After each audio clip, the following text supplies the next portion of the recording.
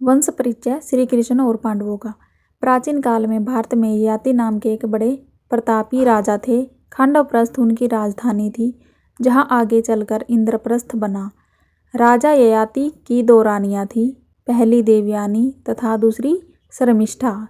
देवयानी के पिता शुक्राचार्य थे, वहीं शर्मिष्ठा वृषपर्वा, जो असुरों का राजा था, की पुत्री थी। देवयानी के दो पुत्र हुए, यदु तथा तुर्वसु।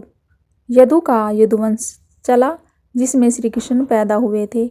शर्मिष्ठा से 3 पुत्र पैदा हुए। उनमें से छोटा पुत्र पुरु बहुत पराक्रमी था, जिसे ययाति ने अपना उत्तराधिकारी बनाया। इस वंश को पुरुवंश के नाम से जाना गया। इसके कई पीढ़ी बाद इसी वंश में भरत नाम के एक यशस्वी राजा हुए। वे पुरु वंश के पराक्रमी राजा दुष्यंत के पुत्र थे। कण्व ऋषि की पाली हुई कन्या शकुंतला उनकी माता थी।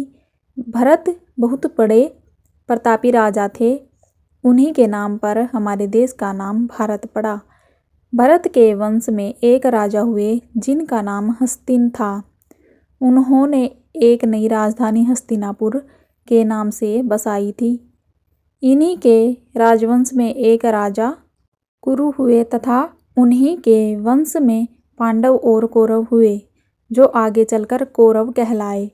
धृतराष्ट्र के सभी पुत्र कौरव कहलाए, लेकिन पांडु के पुत्र होने के कारण पांचों भाई युधिष्ठिर, भीम, अर्जुन, नकुल, सहदेव सभी पांडव कहलाए।